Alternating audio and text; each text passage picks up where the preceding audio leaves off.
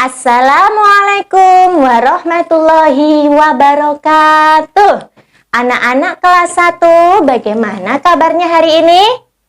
Alhamdulillah, luar biasa. Allahu Akbar. Oke, anak-anaknya Bu Siska yang berada di rumah tetap semangat ya. Tidak terasa loh ya, kalian hari ini akan belajar tentang bab 4 tentang bersuci. Sudah disiapkan buku paketnya? Belum ya? Ada yang sudah, ada yang belum. Oke, yang belum silakan disiapkan terlebih dahulu ya buku paketnya. Bab 4 tentang bersuci. Oke. Sebelum itu kita akan membaca doa terlebih dahulu ya. Yang khusyuk ya. Oke, seperti biasa diawali dengan tepuk. Wahid, isnani, salasa. Tepuk jari 1, tepuk jari 2, tepuk jari 3, tepuk jari 4, tepuk jari 5. Berbunyi semua. 1, 2, 3. Kita siap berdoa. Oke, syuk. A'udzu billahi minasyaitonir rajim. Bismillahirrahmanirrahim. Alhamdulillahi rabbil alamin. Arrahmanir rahim. Maliki yaumiddin. Iyyaka na'budu wa iyyaka nasta'in. Ihdinas siratal mustaqim. Siratal ladzina an'amta 'alaihim ghairil maghdubi 'alaihim waladdallin. Amin. Alhamdulillah. Doa sudah. Oke. Hari ini kita akan belajar tentang bersuci. Ada yang sudah belajar tadi malam? Yang sudah buka-buka buku paket PAI-nya? Oke. Belajar bareng sama Bu Siska ya. Apa ya bersuci itu? Bersuci. Bersuci artinya adalah, yang tahu? Iya, sip. Menghilangkan hadas dan najis. Sampai di sini paham?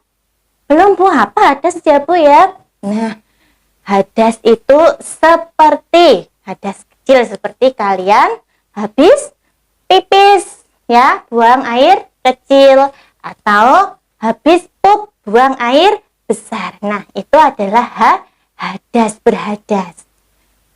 Kalau najis itu biasanya kotoran yang menempel kepada apa saja? Bisa tubuh kita, semisal kena kotorannya ayam. Nah, itu najis ya. Menempel pada pakaian kita.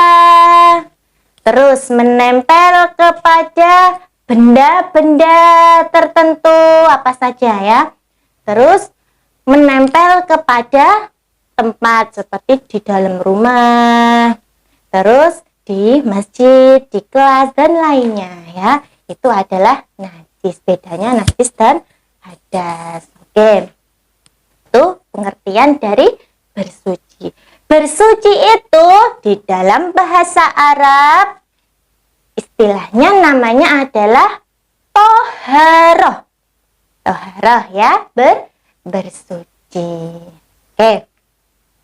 Kalau bersuci itu macam-macamnya apa saja ya Bu, macam-macam bersuci? Nah, macam-macam bersuci adalah 1, bisa dengan berwudu. Apa ya berwudu itulah? Bersuci menghilangkan hadas kecil tadi, seperti pipis sama pup tadi ya, ke anggota tubuh tertentu menurut ajaran Islam. kalian tentunya sudah sering berwudu. Ketika ngapain ya berwudu ya? Sebelum sholat, sebelum mengaji ya. Jadi wudu itu adalah salah satu macam bersuci ketika kalian selesai hadas kecil atau pipis ya, dan buang air besar ya. Kalau kalian mau sholat atau mengaji harus berwudu terlebih dahulu, karena pastinya kalian sebelum sholat dan mengaji itu ada yang kentut ya, ada yang habis pipis, ada yang habis pup gitu ya. Jadi agar sholat dan mengajinya amalnya itu diterima sama Allah, karena kita dalam keadaan suci ya. Kalau kita tidak berwudu, amal ibadah kita ketika kita sholat dan mengaji itu tidak diterima sama Allah ya. Begitu sayang ya. Ada macam yang kedua, macam bersuci yang kedua, apa? Mandi dengan cara mandi ya. Mandi itu adalah mengguyur alias menghilangkan hadas ya, kecil maupun besar, biasanya hadas besar ya, atau menghilangkan najis. Misalnya mandi aja sekalian biar tambah mantap, boleh ya. Mengguyur, membilas tubuh kita dari pangkal rambut sampai ujung kaki, itu namanya mandi. Membilas air ke seluruh tubuh itu namanya mandi ya. Disunahkan membilasnya dari kanan terlebih dahulu, kemudian kiri itu ya. Nah, itu adalah yang kedua. Tadi yang pertama wudu, yang kedua adalah mandi, terus yang ketiga itu apa ya? Istinja. Apa istinja? Istinja artinya membersihkan kotoran yang keluar dari dubur atau kubul. Nah, dubur atau kubul itu apa ya, Bu? Dubur yaitu biasanya tempat keluar pas kalian mau buang air besar alias pup. Kalau kubul berarti apa? Tempat keluar pas kalian mau buang air kecil itu ya, dengan dibasuh sampai bersih menggunakan air yang suci ya. Jangan lupa, itu namanya istinja, membersihkan kotoran ya setelah buang air besar atau kecil, itu disebut dengan istinja. Nah, sekarang Bu, kalau pas airnya tidak ada bagaimana ya? Boleh menggunakan selain air, yaitu apa?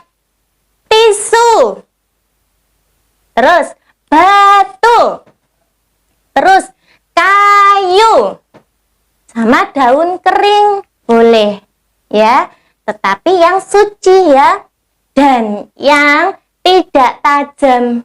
Contohnya seperti apa? Kaca. Nah, masa istinjanya pakai kaca, membersihkan kotoran setelah pup pakai kaca, nanti apa? Lecet-lecet. Jadinya apa? Berdarah. Nah, tidak diperbolehkan seperti itu ya. Menggunakan tadi, kalau nggak air ya batu, tisu, daun kering, boleh. Kalau tidak ada air, diutamakan air ya. Ya, itu semisal tidak ada air ya. Oke. Selanjutnya, macam yang keempat, macam-macam bersuci yang keempat ya, setelah istinja, yaitu ada tayamum. Tayamum ini adalah sebagai penggantinya air ketika kalian apa? Berhadas kecil atau berhadas besar. Ya. Apa ya, Bu? Oke, dengan cara menempelkan tangan kita ke tanah yang berdebu, yang suci. Jangan pas debunya bekas kotoran ayam atau kotorannya kucing misalnya. Jangan ya. Cari yang debu suci, misalnya yang berada di debu yang berada di jendela. Nah, itu boleh. Di padang pasir, cari yang pasirnya memang benar-benar debunya suci ya, begitu ya, yang bersih. Ya, itu adalah tayamum sebagai pengganti air. Kapan kita tayamum? Pas tidak ada air sama sekali. Contohnya, di padang pasir itu sangat susah mencari air pada musim kemarau. Kalau di Indonesia insya Allah ada air ya. Oke. Selain tidak ada air, yang kedua dibolehkan tayamum itu ketika ada sebab-sebab tertentu yang tidak membolehkan air kena tubuh kita. Semisal kita habis operasi. Nah, habis operasi tidak boleh kena air dulu ya. Nah, itu boleh boleh tayamum ya. Untuk kebaikan kita boleh itu, karena Islam itu punya cara untuk memudahkan kita untuk tetap beribadah. Islam itu mempermudah, tidak mempersulit ya. Begitu ya anak-anaknya Bu Siska? Sudah paham sampai di sini? Sudah. Bu, lah bagaimana Bu caranya tayamum? Nah, cara tayamum nanti ada materinya sendiri di kelas 4. Ini baru perkenalan bagaimana macam-macam cara bersuci. Nanti di kelas 4 dipelajari lebih dalam lagi ya. Cukup untuk kelas 1 kalian memahami wudhu dan mandi sama istinja terlebih dahulu ya. Kalau tayamum nanti kelas 4. Kalau wudhu insya Allah sudah bisa semua ya. Sudah? Sudah Bu? Iya, sudah dipelajari ya. Oke, sama Pak Muhe kemarin kalau nggak salah ya.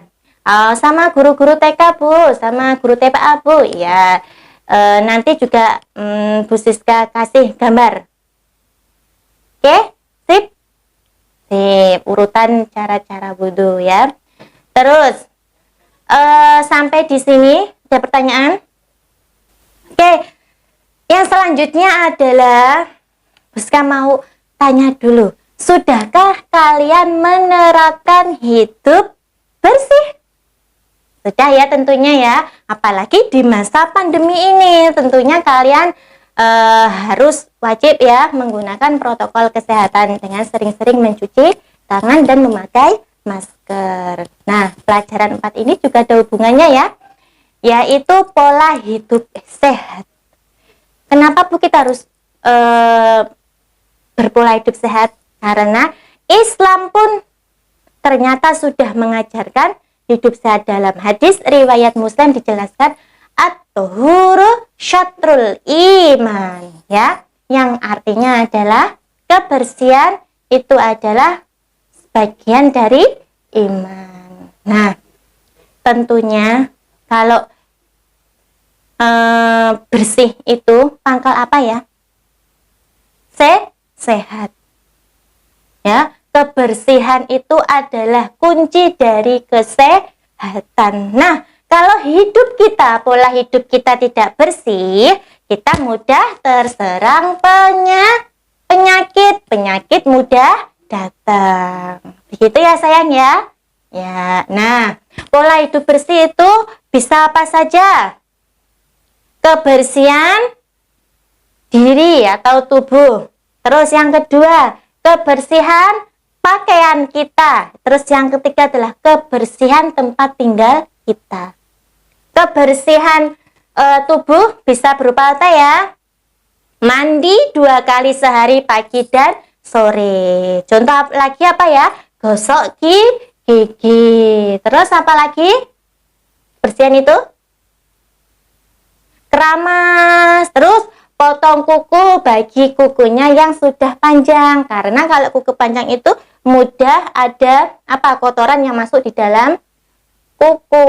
Kalau begitu nanti penyakit mudah datang. Nah, selanjutnya adalah kebersihan pada pakaian ya. Pakaian harus dicuci sayang ya. Kalau pakaian tidak dicuci, nanti kuman-kumannya masih menempel. Kalian habis lari-larian, habis olahraga, habis main ya. Kalau tidak dicuci, kumannya nempel bekas keringat kalian. Keringat kalian tuh nanti apa? Ada bau yang nggak enak itu yang akan disukai sama kuman ya, menimbulkan kuman. Nanti kalian naudzubillah ya, kalau tidak dicuci nanti mudah terserang penyakit ya. Biar kumannya hilang, pakaian harus dicuci. Kalau perlu diberi pewangi biar harum, disetrika ya, agar kita pas memakainya nyaman. Orang sekeliling kita juga nyaman karena kita harum, rapi, begitu ya. Nah, ketiga adalah kebersihan tempat tinggal. Kebersihan tempat tinggal itu ya, di dalam rumah ada beberapa ruangan, ruang tamu, ruang tengah, ada dapur, kamar mandi, ruang tidur. Nah, itu semua dibersihkan, disapu, dipel tiap hari, dirapikan ya. Tahu berantakan dibiarkan saja, nanti malah menimbulkannya nyamuk. Kalau nyamuknya bersarang nanti mudah terkena demam berdarah. Begitu ya sayang ya. Ya.